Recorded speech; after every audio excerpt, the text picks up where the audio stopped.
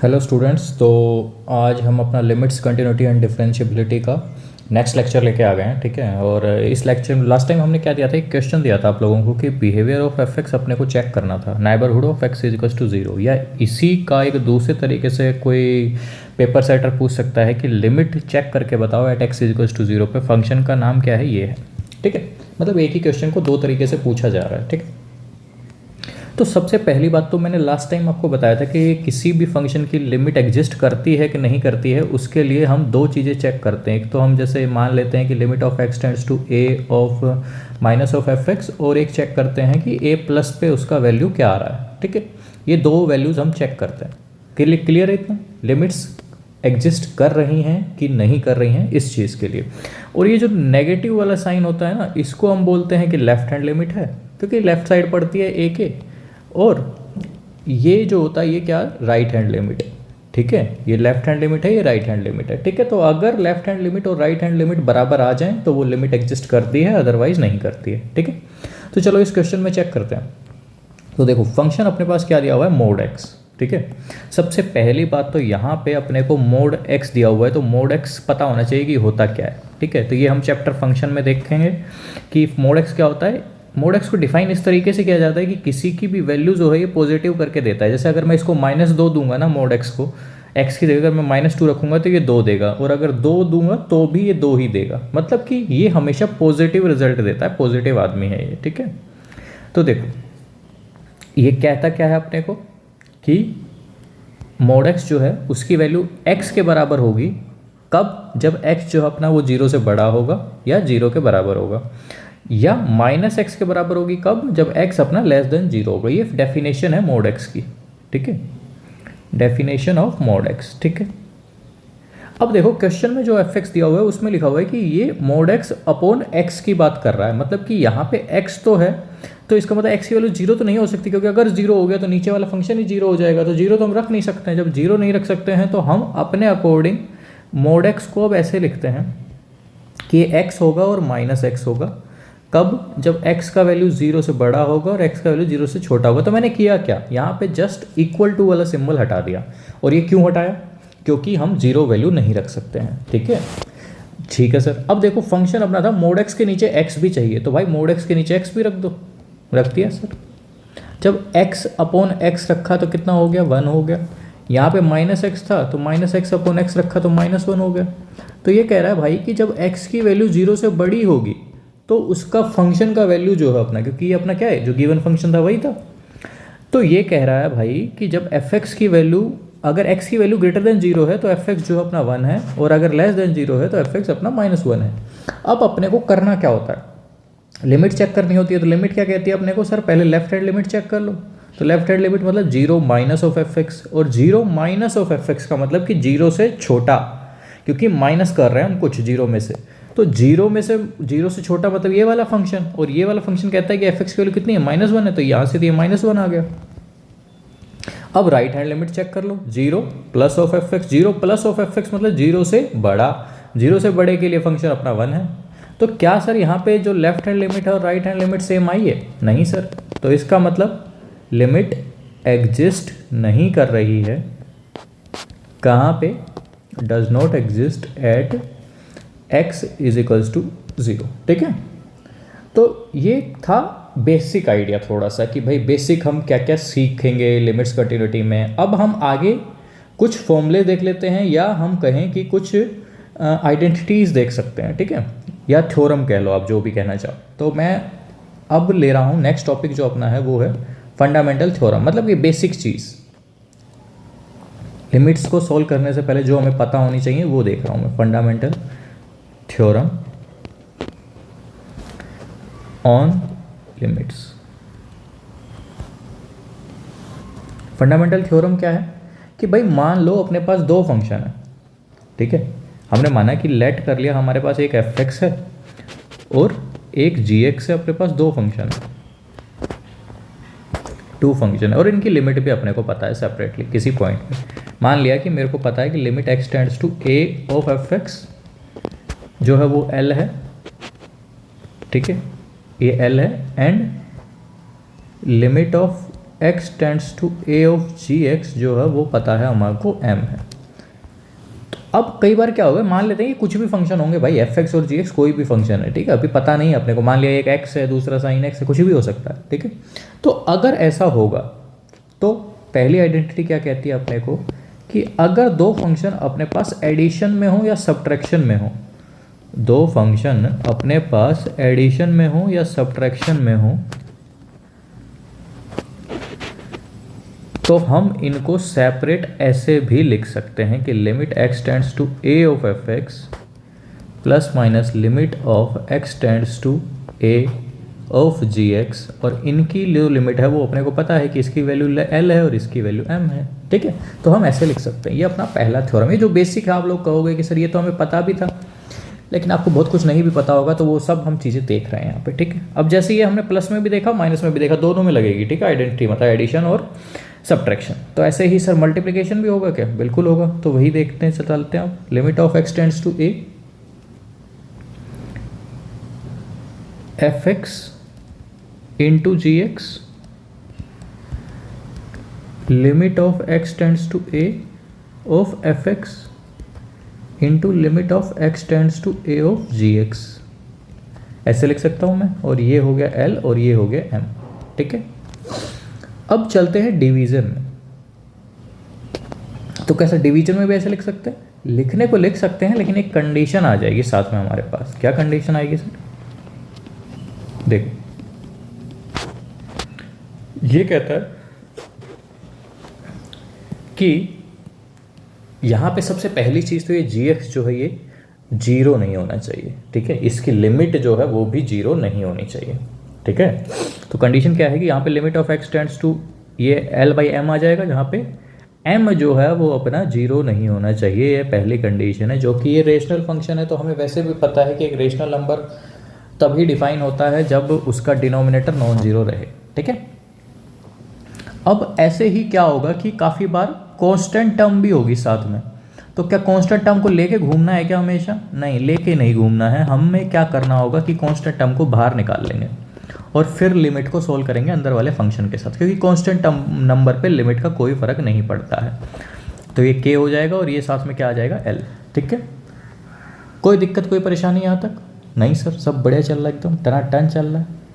अब देखो composite functions की बात आती है कि अगर एक फंक्शन के अंदर हमने दूसरा फंक्शन डाला हुआ है, तो देखो इसमें हमने gx को अंदर डाल दिया, ठीक है, किसके अंदर, fx के अंदर, मतलब gx जो भी आउटपुट आया वो हमने fx में डाल दिया।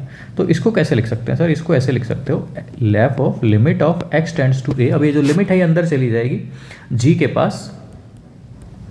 अब हुआ क्या कि लिमिट निकालोगे आप कब, x gx की लिमिट निकालो a पे, और जो वो आंसर दे वो f के अंदर डाल दो, वो रिजल्ट आ जाएगा, ठीक है। तो अब हमें पता है कि जब gx की जो लिमिट थी वो m थी, ऊपर ही हमने मानी है, तो ये fm के बराबर आ जाएगा। लेकिन यहाँ पे एक कंडीशन क्या है कि जो fx है वो कंटिन्यूस होना चाहिए, fx जो है वो कंटिन्यूस होना चाहिए किस पे, m पे। तब भी ऐसा लिख सकते हैं, continuous at gx is equals to m, ठीक है, इस पे कंटिन्यूस होना चाहिए, तभी ऐसा लिख सकते हैं। क्लियर है। एग्जाम्पल के तौर पे देख लेते हैं, छोटा सा हल्का सा एग्जाम्पल देख लो। देखो एक एग्जाम्पल लिया हमने कि भाई limit of x tends to, शुरुआत बहुत ही हल्के एग्जाम्पल से कर रहा हूं मैं, कि x प्लस 2 ये लिमिट है, ठीक है। अब आप लोग कहोगे कि सर ये तो हमें अब इसमें 2 प्लस एच रखें या ये रखें, तो भाई देखो एक पोलिनोमियल जो फंक्शन होगा ना, पोलिनोमियल कोई भी फंक्शन होता है, उसकी लिमिट एग्जिस्ट करती है, तो हमें धीरे धीरे ना ये आइडिया हो जाएगा कि किसकी लिमिट एग्जिस्ट कर सकती है और किसकी एग्जिस्ट नहीं करेगी। जिसकी एग्जिस्ट नहीं करेगी उसमें हमें दोनों लेफ्ट हैंड लिमिट और राइट हैंड लिमिट चेक करनी होगी, ठीक है। लेकिन यहाँ पे अगर हम ध्यान से देखें तो देखो भाई 2 माइनस, अगर दिमाग में करके देखो कि 2 माइनस एच करूँगा मैं, जब लेफ्ट हैंड लिमिट निकालूंगा मैं इसकी, तो वहाँ पे मैं एक्स की जगह क्या रखूँगा, 2 माइनस रखूँगा, मतलब 2 माइनस एच, एक्स की जगह 2 माइनस एच रखा और 2 तो अपने पास ऑलरेडी है, तो ये तो आंसर 4 ही आएगा, क्योंकि एच अपना टेंडिंग टू 0 है, तो लिमिटिंग वैल्यू उसकी 4 आ गई। ऐसे ही अगर मैं RHL भी निकालूंगा तो वहाँ पे मैं x की जगह 2+h रखूँगा तो भी लिमिटिंग वैल्यू तो 4 ही आनी है, तो लिमिट एग्जिस्ट करेगी ना भाई। और यहाँ पे अपने से ये तो पूछा नहीं है उसने कि चेक करो कि लिमिट एग्जिस्ट कर रही है कि नहीं कर रही है। हाँ, अगर क्वेश्चन ये पूछे कि चेक करो कि लिमिट एग्जिस्ट कर रही है कि नहीं कर रही है, तो हमें दोनों चेक करने हैं, LHL भी निकालना है, RHL भी निकालना है, और उसके बाद ही हम आंसर देंगे कि लिमिट एग्जिस्ट कर रही है कि नहीं कर रही है। लेकिन हाँ, अगर हमसे सिर्फ लिमिट पूछा हो तो हमें दोनों निकालने की ज़रूरत नहीं है, ठीक है। हम कोई भी निकाल सकते हैं, बशर्ते आप LHL निकाल के दिखा दो या RHL निकाल के दिखा दो, लेकिन हम प्रेफर करते हैं हम हमेशा RHL को। गलत दोनों नहीं है, लेकिन हमें हमेशा प्रेफर करना है RHL को। लेकिन क्या सर यहाँ पे हमें ये सब लगाने की ज़रूरत है क्या, LHL RHL? नहीं, ज़रूरत नहीं है, क्योंकि बेहद ही सिंपल फंक्शन है, तो हम डायरेक्ट भी यूज़ कर सकते हैं। क्या कि भाई x की जगह आप क्या रख दो, 2 रख दो, और x, क्योंकि एक ही फंक्शन है तो x की जगह ही रखना पड़ेगा, ठीक है। तो इसमें हमें ज़रूरी नहीं है कि हम इसमें ऐसे पुट करें कि भाई पुट कर लो x = 2+h। तो सर क्या ये गलत है? नहीं, गलत नहीं है। आप डायरेक्ट लिख सकते हो यहाँ पे कि ये जो है एक पॉलिनोमियल फंक्शन है, तो पॉलिनोमियल फंक्शन है तो यहाँ पे जब x अगर 2 को टेंड कर रहा है तो x + 2 जो है वो किसको टेंड करेगा, 2 + 2 4 को। तो लिमिटिंग वैल्यू कितनी हो गई इसकी, 4, ठीक है। ऐसे आप लिख सकते हो। तो सर क्या यही तरीका है? नहीं, जो आपने करा है वो भी तरीका सही है कि पुट x = 2+h। अब x जब है वो 2 को टेंड करेगा तो h जो है वो 0 को टेंड करेगा, तो limit of h tending to 0, 2+h + 2, 4+h आ गया, h 0 है, तो ये आ गया अपना लिमिटिंग वैल्यू 4। आप ऐसे भी सॉल्व कर सकते हो, नहीं तो ये मेथड तो है ही अपना डायरेक्ट, ठीक है। ये भी सही है, ये भी सही, कोई दिक्कत कोई परेशानी यहाँ तक नहीं। अब ऊपर जो हमने ई वाली आइडेंटिटी ली ना, उससे रिलेटेड एक एग्जांपल देखते हैं। ऊपर क्या लिया हमने सर? ऊपर देखो एक एग्जांपल ले रहा हूँ मैं, limit of x tending to 0 cos of sin x, ठीक है, cos ऑफ sin x। अब देखो x जो है वो 0 को टेंड कर रहा है, ठीक, इतना क्लियर है, कोई दिक्कत? सबसे पहली चीज़ तो मैंने ही बोला कि हम लिमिट को अंदर ले जा सकते हैं, ठीक है। कब? जब फंक्शन कंटिन्यूस हो, g(x) = m पे। तो सबसे पहले तो इसकी लिमिट निकाल के चेक करो कि limit of x tending to 0 of sin x क्या आता है।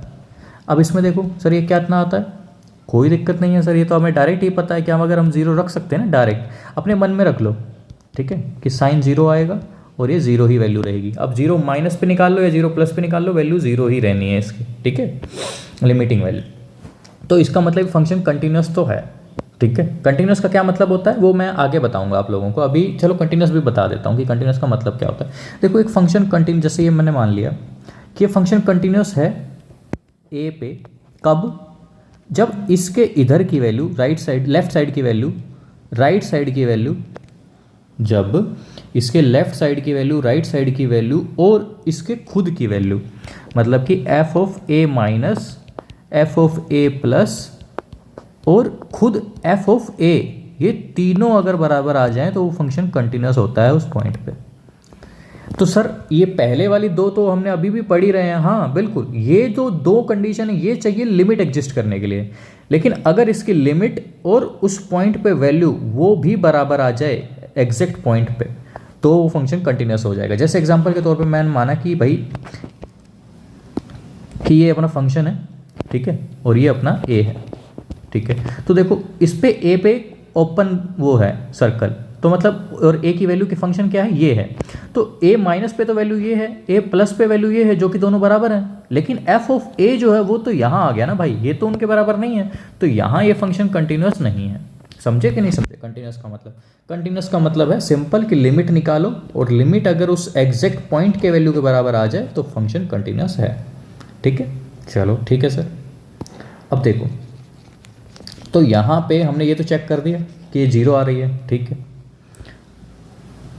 अब अगर हमसे कोई ये कहे कि कोस बाहर ले लिया, limit of x tends to 0 of sine x, तो कोई दिक्कत होगी आपको? नहीं सर, ये हमें पहले ही पता है कि 0 है, तो कोस 0 कितना होता है, 1 होता है, ख़त्म बात, आंसर। कोई दिक्कत कोई परेशानी है इस लिमिट में? नहीं सर, समझ आया है, अच्छे से समझ आया है, ठीक है। तो कोई प्रॉब्लम होनी भी नहीं चाहिए आप लोगों को। देखो एक एग्जांपल और दे देता हूँ मैं आसान सा आप लोगों के लिए। ये आसान क्वेश्चन मैं इसलिए करा रहा हूँ क्योंकि लिमिट आप पहली बार सीख रहे हैं, ठीक है। तो इसीलिए थोड़ा आसान से लेके चलते हैं, सीधा ही हार्ड कराऊंगा तो दिक्कत हो जाएगी। अब देखो ये क्वेश्चन है, अब इसमें फिर दो तरीके हैं कि एक 2+h करके करो और एक हम, क्योंकि अब मैं सीख चुका हूँ ना कि डायरेक्ट वैल्यू भी रख सकता हूँ मैं, ठीक है, समझने के लिए। वो तो मैंने आपको कब करना है, वो तब करना है जब हमें पता है कि उसकी लिमिट एग्जिस्ट नहीं कर रही। या वो कब करना है जब हमें यहाँ लिमिट x टेंडिंग टू 2 ना रख के वो 2 माइनस रख दे या 2+ रख दे। तो अगर वो 2 माइनस रख देगा यहाँ पे तो हमें फिर वही करना पड़ेगा कि put x is to 2 - h, या अगर वो 2+ रख देगा तो हमें फिर वही करना होगा कि x इज टू 2+h, ठीक है। वो वैल्यू रखो फिर यहाँ पे सॉल्व करो। लेकिन यहाँ पे तो सिंपल अपने पास क्या था, 2, सिर्फ 2 था। जब सिर्फ 2 था तो हम कह सकते हैं कि हम डायरेक्ट ही वैल्यू रख देंगे, ठीक है, फिर कोई ज़रूरत नहीं है उसको। तो देखो 2² + 4 + 4 8, 8/4 2, तो आंसर कितना आ गया 2। तो लिमिटिंग वैल्यू कितनी आ गई इसकी 2, ठीक है। तो मैं हमेशा लिमिटिंग वैल्यू बोल रहा हूँ, ठीक है। तो मतलब हम की लिमिट निकाल रहे हैं, एग्जैक्ट वैल्यू इसकी 2 नहीं है, ठीक है। एग्जैक्ट वैल्यू 2 से कम है या 2 से ज़्यादा है वो सवाल नहीं है, हम लिमिटिंग वैल्यू की बात कर रहे हैं यहाँ पे, ठीक है। चलो आपको अभी जो मैं लिमिटिंग वैल्यू बोल के दिखा रहा हूँ इसका यूज़ क्या है, क्योंकि वैल्यू तो आप फिर भी 2 ही लिख रहे हैं, भले ही 2 के एग्जैक्ट ना हो। तो इसका भी आपको एक नमूना दिखा देता हूँ कि लिमिटिंग वैल्यू हम क्यों बोल रहे हैं। देखो एक क्वेश्चन ले रहा हूँ मैं, और ये आप कब देख सकते हैं, जब थोड़ा सा ग्रेटेस्ट इंटीजर का अगर मैं फंक्शन ले रहा हूँ आप लोगों के सामने, तो हम देखो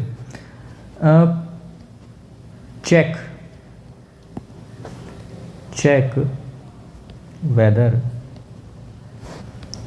चेक की जगह मैं आपको ये लिखता हूँ कि लिमिट निकालो, ताकि आप लोगों को पता चले कि कब फाइंड, ताकि आप लोगों को पता चले कि कब हमें दोनों तरफ की लिमिट चेक करनी पड़ती है।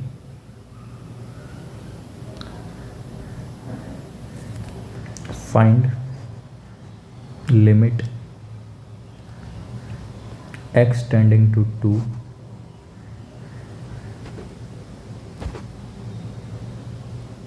x + 2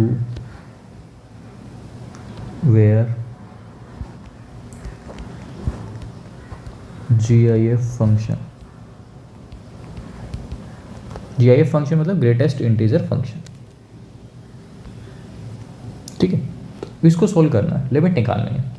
तो सबसे पहली बात ना देखो, put x is equal to x tending to 2 है, ठीक है। तो सर 2 रखा तो 2 और 2 तो 4 आ गया, तो इसकी तो लिमिट 4 आ जानी चाहिए। ऐसा गलती कभी नहीं करनी है। जब भी ग्रेटेस्ट इंटीजर फंक्शन होगा हमेशा दोनों निकालनी है, या मोड हो आप तब भी ट्राई करिएगा दोनों फंक्शन निकालने का, ठीक है। देखो अगर मैं आप लोगों को 2 - पे इसकी वैल्यू चेक करके दिखाऊं, क्योंकि लिमिट तो तभी पता चलती है ना भाई कि एग्जिस्ट करेगी कि नहीं करेगी, सही कह रहा हूँ, यस। देखो जब x टेंडिंग टू 2 है तो पुट कर लो x is equals to 2 - h, और अगर लिमिट जो है वो 2 को टेंड कर रही है, इसका मतलब h जो है वो 0 को टेंड कर रहा होगा, तो limit of h tending to 0 2 - h + 2। अब ये देखो क्या आया, लिमिट h टेंडिंग टू 0 हो गया, एग्जैक्ट 0 नहीं है, टेंडिंग टू 0 है, 4 - h, 4 में से कुछ कम हो गया है, कुछ कितना h क्या है अपने आप में बहुत छोटा है, मान लिया कि h बहुत छोटा है। लेकिन अगर 4 में से कुछ भी कम हुआ होगा तो इसकी वैल्यू कुछ ऐसी होगी 3.9999, भले ही बहुत छोटी है लेकिन 3.99 ही तो होगी। और अगर ऐसी कुछ वैल्यू है तो उसका ग्रेटेस्ट इंटीजर फंक्शन तो क्या होगा 3 होगा, क्योंकि ग्रेटेस्ट इंटीजर फंक्शन क्या होता है, ग्रेटेस्ट इंटीजर फंक्शन होता है भाई कि अगर वैल्यू अपनी 1.2 है तो ग्रेटेस्ट इंटीजर मतलब ऐसा कौन सा इंटीजर है जो इस वैल्यू से बड़ा हो, सॉरी उल्टा बोल दिया मैंने, कि कोई ऐसा इंटीजर पता लगाओ जो जैसे भी किस किस के बीच में लाई कर रहा है, 1 और 2 के बीच में लाई कर रहा है, तो इन दोनों में से छोटे वाला चुन लो, ठीक है। ये कहता है अपना कि पहले तो नंबर पता करो, नाम उल्टा है, नाम में लिखा है ग्रेटेस्ट इंटीजर लेकिन है नहीं ग्रेटेस्ट, ठीक है। तो देखो ये किस किस के बीच में लाई कर रहा है, 1 और 2 के बीच में, तो छोटे वाला चुन लो, वही आंसर है। अब ये देखो कहाँ कहाँ लाई कर रहा है, 3.999 जो है 3 और 4 के बीच में लाई कर रहा है, यस सर। तो कौन सा होगा 3 होगा, क्योंकि छोटे वाला कौन है 3 है, तो ठीक है। लेकिन ये हमें क्या लिख के दिखाना है 3.9? नहीं भाई, ये नहीं लिखना है, क्योंकि हमें वैल्यू नहीं पता है कि नहीं, तो मैंने समझाने के लिए लिखा। हमें बस ये लिखना है कि जब 4 माइनस एच का ग्रेटेस्ट इंटीजर होगा तो उसकी वैल्यू 3 होगी। समझ गए? Yes sir. ये हमने क्या निकाला? LHL निकाला कि LHL 3 है। तो क्या ऐसे ही RHL भी निकाल लूँ? RHL क्या आ गया सर? नया वर्ड आ गया। RHS सुना था हमने, RHL तो पहली बार सुन रहा हूँ। RHL भाई राइट हैंड लिमिट। देखो, limit of x tending to 2 plus x plus 2, ठीक है। Yes sir. अब x अगर 2 प्लस एच को टेंड कर रहा हो, मान लिया कि हमने पुट किया x is equal to 2 plus H, ठीक है। पुट किया हमने x is equal to 2 plus H, put x is equal to 2 plus H. अब जब x 2 प्लस को टेंड कर रहा है तो h अपना 0 को टेंड कर रहा होगा, बिल्कुल। अब यहाँ पे पुट कर दो अंदर, कर दिया सर। देख लो कि 2 प्लस एच प्लस 2। अब ये देखो वैल्यू कितनी हो गई, 4 प्लस एच, 4 में कुछ जुड़ रहा है। अब आप लोगों को समझाने के लिए ही फिर से लिख रहा हूँ कि 4 में कुछ जुड़ रहा है, भले ही वो बहुत छोटा है, 0001 ऐसा कुछ होगा लास्ट में, ठीक है, बहुत छोटा। लेकिन अब ये नंबर किसके बीच में लाई कर रहा होगा सर? ये 4 और 5 के बीच में लाई कर रहा होगा। तो 4 और 5 में छोटा कौन है? 4। तो इसकी वैल्यू कितनी आएगी? 4 आएगी सर, बिल्कुल सही कह रहे हो आप। अब ये देखो कि लेफ्ट हैंड लिमिट तो 3 थी और राइट हैंड लिमिट 4 है, क्या दोनों बराबर हैं? नहीं सर। जब बराबर ही नहीं है तो क्या लिमिट एग्जिस्ट करेगी? नहीं सर। तो लिमिट डज नॉट एग्जिस्ट। समझे कि नहीं समझे? समझ गए सर।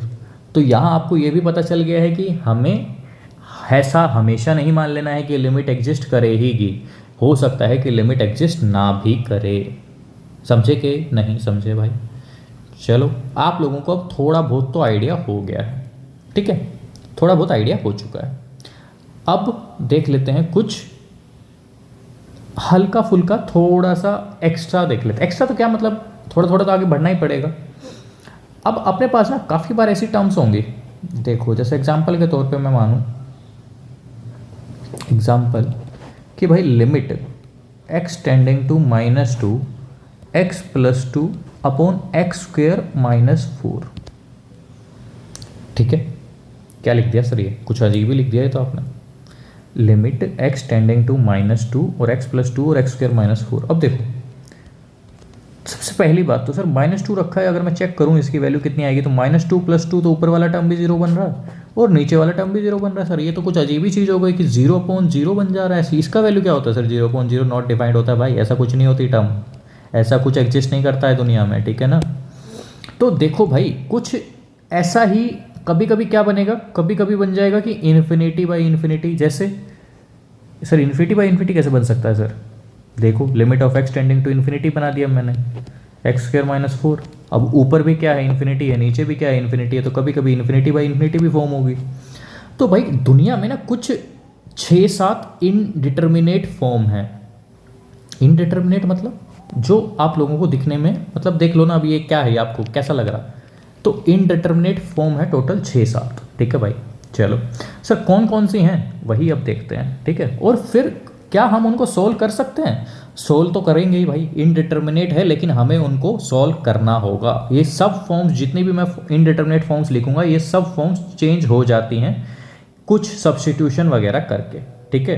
तो हमें देखो, सबसे पहले तो मैं कुछ इनडिटर्मिनेट फॉर्म्स दिखा देता हूँ आप लोगों को, ताकि आप लोगों के दिमाग में रहे। और ऐसे फंक्शंस की ऐसा नहीं है कि ये सोल्व ही नहीं करने का भी, ये सॉल्व होती हैं कुछ सब्स्टिट्यूशन या कुछ तिगड़म वगैरह लगा के, ठीक है। देखो, हो सकता है कि कभी इनडिटर्मिनेट फॉर्म बता देता हूँ पहले तो क्या क्या होती हैं। तो कभी आप जब लिमिट लगा रहे होंगे फंक्शन के अंदर, on putting x is equals to a in fx, जब आप कोई भी एक लिमिट पुट कर रहे होंगे, ठीक है, fx के अंदर, तो वो क्या बन जाएगा? एनी वन इनमें से कुछ भी बन सकता है। जैसे 0/0 हो सकता है आपको मिल जाए, हो सकता है आपको ∞/∞ मिल जाए, हो सकता है 0 × ∞ मिल जाए, हो सकता है ∞-∞ मिल जाए, हो सकता है ∞⁻0 मिल जाए, हो सकता है 0⁻0 मिल जाए, या हो सकता है 1∞ फॉर्म मिल जाए। Is obtained. कितनी हो गई टोटल? 4 और 3 7 हो गई, टोटल 7 हैं ऐसी इनडिटर्मिनेट फॉर्म्स। अब देखो सर, आप तो ये कहोगे कि सर जीरो को तो किसी से भी मल्टीप्लाई किया जाए जीरो होता है। नहीं भाई, वो कांस्टेंट नंबर से मल्टीप्लाई किया जाए तो जीरो होता है, ऐसे नहीं होता कि किसी से भी करो, ठीक है। अब सर इन्फिनिटी में से इन्फिनिटी कैसे घटा सकते हैं, तो इसीलिए तो इनडिटर्मिनेट फॉर्म बोला। लेकिन सर 1 की पावर इन्फिनिटी तो सर 1 ही होना चाहिए ना सर, लेकिन भाई वो एग्जैक्ट 1 की पावर इन्फिनिटी होता है। यहाँ पे तो हम फंक्शन ही क्या करते हैं, लिमिट की बात करते हैं ना, तो लिमिटिंग वैल्यू ऑफ 1 की पावर इन्फिनिटी, और वो भी पॉजिटिव साइड की। नेगेटिव साइड की तो जैसे आप लोग कह दो कि 0.03 ऐसे कुछ है और उसका पावर इन्फिनिटी ले रहा हूँ तो कितना हो जाता है, वो तो जीरो हो जाता है ना भाई। लेकिन अगर एग्जैक्ट वैल्यू 1 है और उसका पावर इन्फिनिटी ले रहा हूँ तो वो तो 1 रहेगा हमेशा, ठीक है। ये लिमिटिंग वैल्यू की बात हो रही है। तो ये सब 7 इनडिटर्मिनेट फॉर्म्स हैं और इनको अब हम सोल्व करते हैं। कैसे कैसे सोल्व करते हैं, कुछ सब्स्टिट्यूशन वगैरह या कुछ भी लगाएंगे आगे क्वेश्चंस में, देखेंगे कुछ ना कुछ मेथड लगा रहे होंगे हम, ठीक है। तो देखो, अब जो ऊपर वाली फॉर्म्स हैं ये सब, all the above forms are interchangeable. Interchangeable का मतलब कि हम इनको इनडिटर्मिनेट फॉर्म से कुछ ना कुछ सब्स्टिट्यूशन करके हम सोल्व या इसकी लिमिट निकालते रहेंगे, देखेंगे हम क्या आगे निकाल रहे होंगे। That is we can change one form to other by suitable substitution। suitable substitution, या कई बार होगा कि सिंप्लीफिकेशन ही कर दें तो ही काफ़ी है, ज़रूरी नहीं है हमेशा कि हमें ऐसा ही सोल्व करना। कई बार सिर्फ सिंप्लीफिकेशन से भी काम चल जाएगा अपना। लेकिन अभी आप लोगों को इन सब का थोड़ा थोड़ा आइडिया भी दे देता हूँ। जैसे मैंने 0/0 का तो आइडिया दिया था, अभी एक फंक्शन लेके दिखाया था ना, अभी देखा होगा अपने लोगों ने। अब हो सकता है कि मैं आप लोगों को किस किस का आपको, चलो आगे क्वेश्चंस के साथ देख ही लेंगे, वो तो छोड़ो। अब मैं इनके क्वेश्चंस सोल्व करने से पहले, इनके क्वेश्चंस लेने से पहले मैं आप लोगों को कुछ पॉइंट लिख देता हूँ। अब पॉइंट का मतलब सर कौन से पॉइंट लिख रहे हैं आप, तो देखो भाई कौन से पॉइंट लिख रहा हूँ वो आपको नोट करके लिख लो, ताकि क्योंकि वो इंपॉर्टेंट पॉइंट्स हैं। फिर हम उन पॉइंट्स को समझने के बाद हम सीखेंगे कि इन जितने भी इनडिटर्मिनेट फॉर्म्स हमने ऊपर पढ़ी हैं, ये किस किस मेथड से हम इनको अलग अलग कर सकते हैं, ठीक है। तो नोट लिख लो पहले तो, कि जैसे इन्फिनिटी माइनस इन्फिनिटी तो इनडिटर्मिनेट होता है, लेकिन अगर इन्फिनिटी प्लस इन्फिनिटी होगा तो भाई वो इन्फिनिटी ही होता है, उसमें नहीं सोचना है कि वो इनडिटर्मिनेट फॉर्म है, ठीक है सर। अब जैसे आपने 0 इंटू इन्फिनिटी सोचा कि भाई इनडिटर्मिनेट फॉर्म है, या इन्फिनिटी बाई इन्फिनिटी आपने सोचा कि इनडिटर्मिनेट फॉर्म है, लेकिन infinity into infinity indeterminate form नहीं है, इसका रिजल्ट हमेशा इन्फिनिटी ही आएगा, समझ गए होगे। तो ये मैं ऐसा वही पॉइंट्स ले रहा हूँ जो ऊपर वाले से रिलेटेड ही हैं, लेकिन आप लोग सोच सकते हो कि ये भी इनडिटर्मिनेट फॉर्म है। दुनिया में इनडिटर्मिनेट फॉर्म सिर्फ ये 7 ही हैं, यही ध्यान रखना है। कुछ अपना दिमाग नहीं लगाना है कि सर ये भी तो हो गई, ऐसा कुछ नहीं सोचना है। ए अपॉन इन्फिनिटी, इन्फिनिटी अगर नीचे आ गया तो मतलब रिजल्ट 0 है, बशर्ते ऊपर एक कांस्टेंट टर्म हो। ये कंडीशन लगा दी है मैंने कि बशर्ते ऊपर एक फाइनाइट या कांस्टेंट टर्म हो। ये नहीं सोचना है कि सर ऊपर इनफाइनाइट लिख दो तो इन्फिनिटी बाई इन्फिनिटी बन जाएगी, ठीक है। और अब एक हल्का सा एग्जांपल लेता हूं मैं। कैसा हल्का सा, देखो अभी देखो, अगर लिमिट x टेंडिंग टू 0 होगा और ऊपर फंक्शन लिखा होगा x अपॉन x, तो सर ये क्या इनडिटर्मिनेट फॉर्म है कि नहीं है। देखो x जैसे ही 0 को टेंड कर रहा है तो सर x की वैल्यू भी 0 आई, y नीचे वाले की वैल्यू भी 0 थी, तो सर 0/0 फॉर्म हो गई। और 0/0 फॉर्म तो आपने ही बताया है कि इनडिटर्मिनेट फॉर्म है। यस, यहाँ तक तो आप लोग सही हो, इनडिटर्मिनेट फॉर्म है।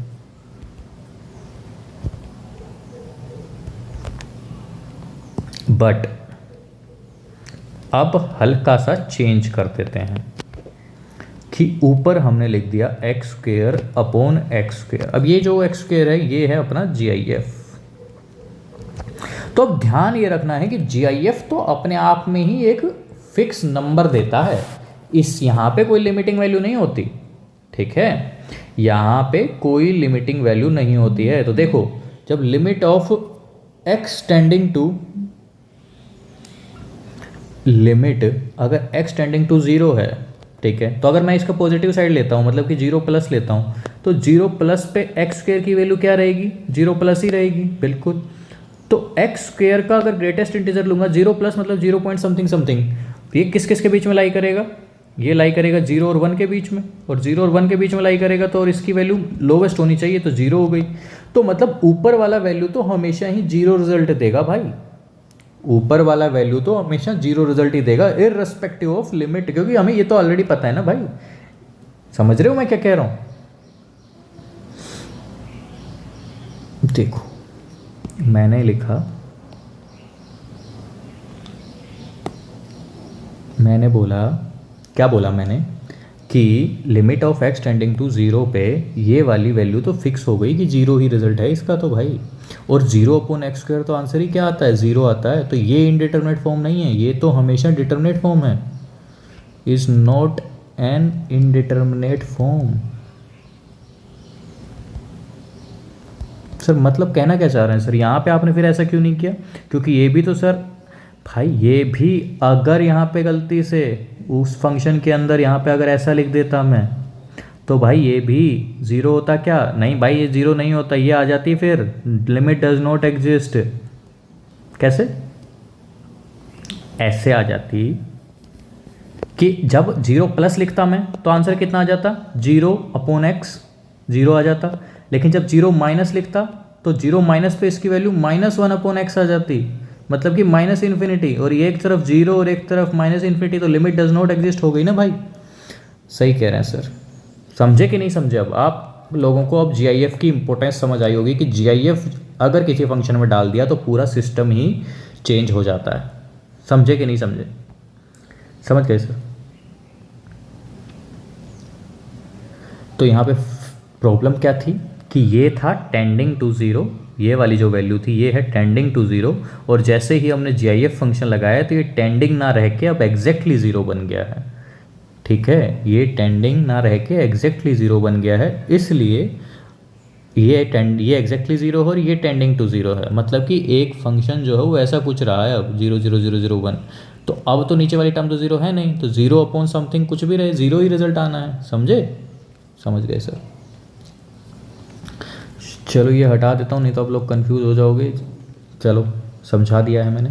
अब जो मैंने ऊपर इनडिटरमिनेट फॉर्म्स की बात करी थी, अब वो हम किन किन मेथड से हटा सकते हैं वो देख लो। तो क्या फिक्स ही मेथड्स हैं, वो पता कैसे चलेगा कि कौन सा मेथड, वो प्रैक्टिस से पता चलेगा भाई, उसका कुछ स्पेसिफिक नहीं है। ठीक है, तो methods of removing इनडिटरमिनेसी, methods of removing इनडिटरमिनेसी।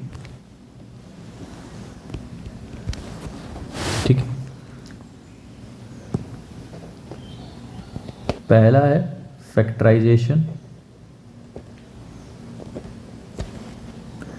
Second है रेशनलाइजेशन,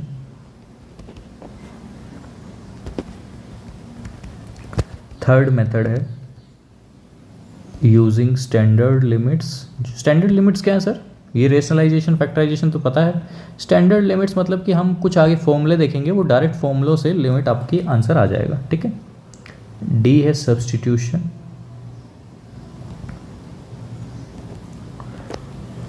और ई है अपना expansion of functions. Sir expansion क्या है?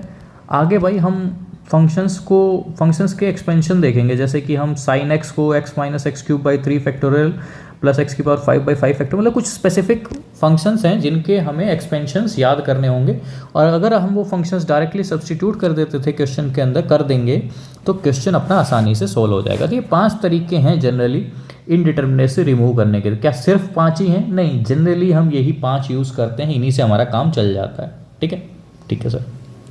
देखो अब एक प्रॉब्लम देखते हैं और उसी प्रॉब्लम से आइडिया लगाते हैं। सबसे पहले तो हम फैक्टराइजेशन के कुछ क्वेश्चन देखेंगे। चलो मैं अब ये नहीं बताऊंगा कि कौन सा मेथड हम यूज़ कर रहे होंगे, लेकिन आप खुद समझ जाएंगे, इतने तो आप इंटेलिजेंट होंगे। ठीक है, तो देखो एक क्वेश्चन ले रहा हूं मैं, example, limit x tending to 1 3 minus root of 8x plus 1 और 5 minus root of 24x plus 1, इसको सोल्व करना है, इसकी लिमिट निकालनी है, ठीक है। इसको क्या करना है, लिमिट निकालनी है इसकी, ठीक है। Yes sir. अब देखो भाई, देखो अगर लिमिट x टेंडिंग टू 1 है, लिमिट x टेंडिंग टू 1 है, तो लिमिट अगर 1 जैसे ही मैंने सब्स्टिट्यूट की तो आंसर अपना क्या आ रहा है। बस पहले तो आंसर चेक करते हैं कि इनडिटरमिनेट फॉर्म है भी कि नहीं, क्या पता इनडिटरमिनेट फॉर्म ही ना हो, हम फालतू में ही दिमाग ख़राब कर रहे हैं। देखो 3 माइनस 8 इंटू 1 8 हो गया, 8 प्लस 1 9 हो गया, 9 का रूट 3 आ गया, 3 माइनस 3 हो गया 5, माइनस 24 प्लस 1 5 ही हो गया, तो ये 0/0 है, तो इनडिटरमिनेट फॉर्म तो है ये, ठीक है।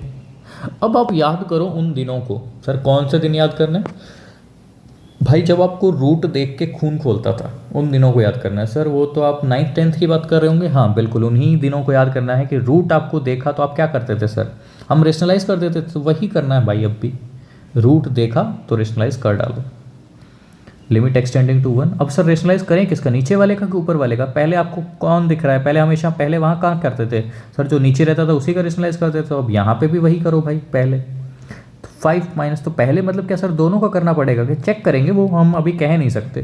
तो देखो हमने 5 प्लस ऊपर भेज दिया, root 24x plus 1, 5 plus root 24x plus 1। देखो लिमिट एक्सटेंडिंग टू 1 रहा, ऊपर वाला तो ऐसे ही रहने दिया, 8x प्लस 1, 5 प्लस। अब सबसे पहले लिमिट हमें तब रखनी है जब हमारा पूरा एक्सप्रेशन सोल्व हो चुका हो, ये नहीं कि पहले ही लिमिट रख दी है, ठीक है। अभी देखो ये a minus B, A plus B, A square minus B square हो गया, तो 25 माइनस 24x माइनस 1, सही लिखा है, यस सर। तो अब देखो 3 minus root 8x plus 1, 5 plus root 24x plus 1, और नीचे अपना हो गया है 24 बाहर निकाल लिया, 1 माइनस एक्स आ गया, ठीक है। तो सर अब भी तो ये 0/0 ही रहा, क्योंकि ये अब ये 0 बन रहा है और ये भी 0 बन रहा है। हाँ तो अब हमें ऊपर वाले का रेशनलाइज कर दो, क्योंकि उसको हटाओ, पहले रूट तो हटाओ ना भाई, रूट अपने को ज़िंदगी में नहीं चाहिए, रूट हटा दिया, ठीक है सर। रेशनलाइज कर देता हूँ उसका, जब मैंने रेशनलाइज किया तो 3 plus root 8x plus 1, 3 plus root 8x plus 1, और ये अपना रहेगा ही 5 प्लस में रूट 24x प्लस 1, और 24 इंटू 1 माइनस एक्स, ठीक है सर। अब ऊपर वाला पार्ट देखो, ऊपर वाला पार्ट हो गया 9 माइनस 8x माइनस 1, तो ये अपना कितना आ जाएगा, 8 माइनस 8x आ जाएगा, 8 माइनस 8x आ जाएगा, और जहाँ से मैंने 8 कॉमन निकाल लिया, ठीक है। 3 प्लस में root of 8x plus 1, 24 into 1 minus x. अब आप लोगों को कुछ दिख रहा है क्या, दिख रहा है सर। मैंने आपने बोला था सर कि सबसे पहले सिंप्लीफाई करना है, तो सिंप्लीफाई कर दिया मैंने। तो क्या इनको काट सकते हैं क्या भाई, हम इनको सिर्फ तब नहीं काट सकते जब x की वैल्यू 1 होती। तो सर यहाँ पे भी तो 1 ही है, ये टेंडिंग टू 1 है, ये एग्जैक्ट 1 नहीं है भाई। यही तो समझाना चाह रहा हूँ मैं अभी तक कि ये टेंडिंग टू 1 चल रहा है, लिमिट चल रही है, एग्जैक्ट 1 नहीं है, इसलिए हम काट सकते हैं, ठीक है सर। तो 8 से आपने 3 पे काट दिया। अब क्या सर कोई 0/0 बन रहा है क्या, नहीं बन रहा है भाई, क्योंकि ऊपर प्लस का साइन है, 0 कैसे बनेगा। तो देखो ऊपर क्या आ गया, 5 प्लस 5 10, नीचे क्या आ गया, 3 प्लस 3 6 इंटू 3, तो ये अपना आंसर हो गया। कितना आया सर, 10/18, मतलब कि 5/9 आ गया आंसर। कोई समस्या थी इस क्वेश्चन में? तो सर ये आपने रेशनलाइजेशन पे बेस कराया क्या, आप लोग देख ही सकते हो, बताने की ज़रूरत है नहीं। ओके सर, समझ गए हम कि रेशनलाइजेशन का कैसे यूज़ करना है। चलो ठीक है, एक क्वेश्चन और दे रहा हूँ जो आप लोग होमवर्क में करेंगे, और फिर इसके आगे का हम नेक्स्ट लेक्चर में देखेंगे, ठीक है। चलो एक एग्जांपल और ले लो। जितनी ज़्यादा हो सके उतनी प्रैक्टिस करनी पड़ेगी, तभी कुछ, क्योंकि नया चैप्टर है तो आप लोगों को दिक्कत आएगी, नहीं तो अगर प्रैक्टिस नहीं करेंगे तो। 1 plus x minus 1 minus x, इसकी लिमिट निकालो। सर ये आपने फिर लिमिट दे दी, तो इसका मतलब क्या कुछ फिर रेशनलाइजेशन का ही लफड़ा है क्या? खुद करो चेक, नहीं होगा तो मैं बताऊंगा। ठीक है सर, चलिए नेक्स्ट लेक्चर मिलते हैं।